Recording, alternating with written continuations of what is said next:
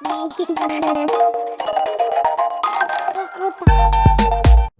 की कहानी ईमानदारी का फल।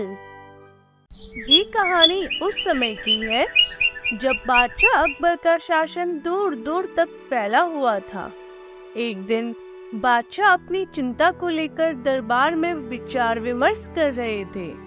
दरअसल उनके मित्र जो कि भानगढ़ के राजा थे, उनकी बीमारी के कारण मृत्यु हो गई थी और उनकी कोई संतान नहीं थी।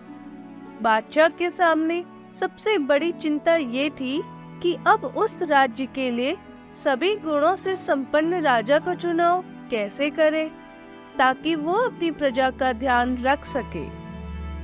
इसी समस्या को लेकर दरबार में बहस चल रही थी।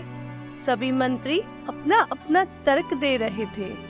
फिर बीरबल ने राजा को एक तर्क दिया और बीरबल का तर्क मानकर उन्होंने उस राज्य के सबसे होशियार और काबिल 3 नौजवानों को दरबार में पेश होने का आदेश दिया ताकि उन तीनों की परीक्षा लेकर वो उनमें से किसी एक को उस राज्य का राजा बना सके।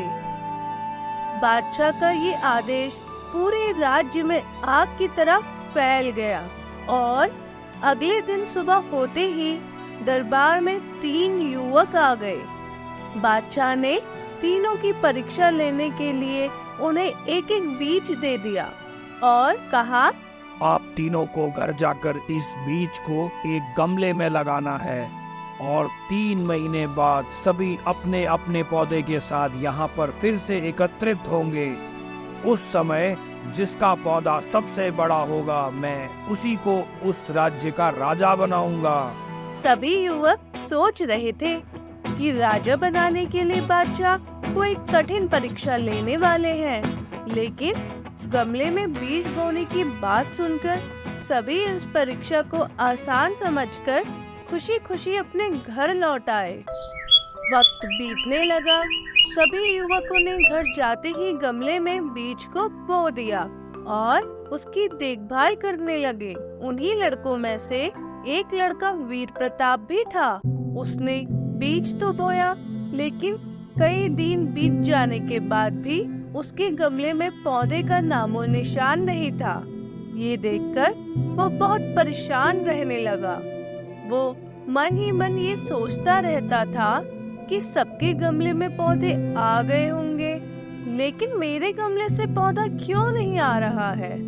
फिर भी उसने सोचा कि हो सकता है उसका पौधा उगने में अधिक समय ले, इसलिए उसने हार नहीं मानी और वो पूरी मेहनत और लगन के साथ गमले की और ज्यादा देखभाल करता रहता था।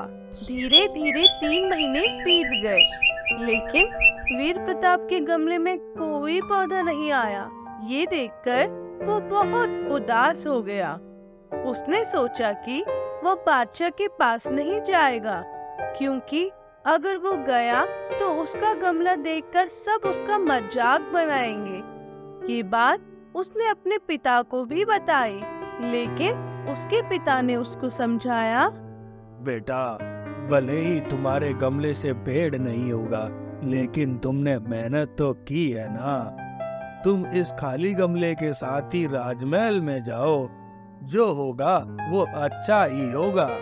अपने पिता की बात मानकर वीर प्रताप भी खाली गमला लेकर राजमहल पहुंचा। वहां उसने देखा कि सभी के गमलों में सुंदर सुंदर पौधे दिखाई दे रहे थे और सभी बहुत खुश थे। उसका गमला देखकर सभी हंसने लगे और अपनी अपनी मेहनत का बखान करने लगे। वह शर्म से चुपचाप आंखें नीचे किए बैठ गया। फिर कुछ देर में बादशाह भी वहां आ गए और सभी के गमलों को ध्यान से देखने लगे। जब वो वीर प्रताप के गमले के पास पहुँचे तो उन्होंने पूछा, ये गमला किसका है? जी मेरा।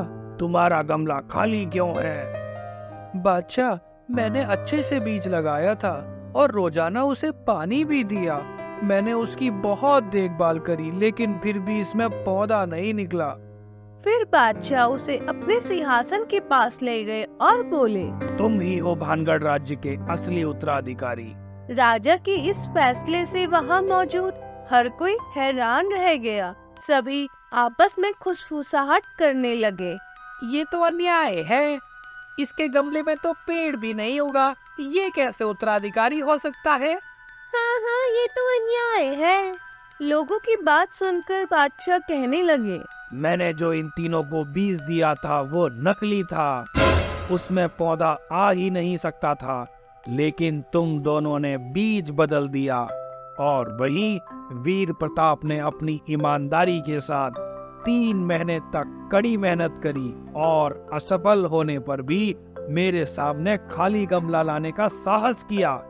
वीर प्रताप में वो सारे गुण हैं जो एक राजा में होने चाहिए, इसीलिए भानगढ़ राज्य का असली उत्तराधिकारी मैं वीर प्रताप को ही बनाऊंगा। सच्चाई सुनते ही दोनों युवक का सिर शर्म से झुक गया। वे चुपचाप दरबार से बाहर निकल गए। इस तरह वीर प्रताप ने अपनी ईमानदारी के बदौलत राज्य का सिंहासन पा लिया।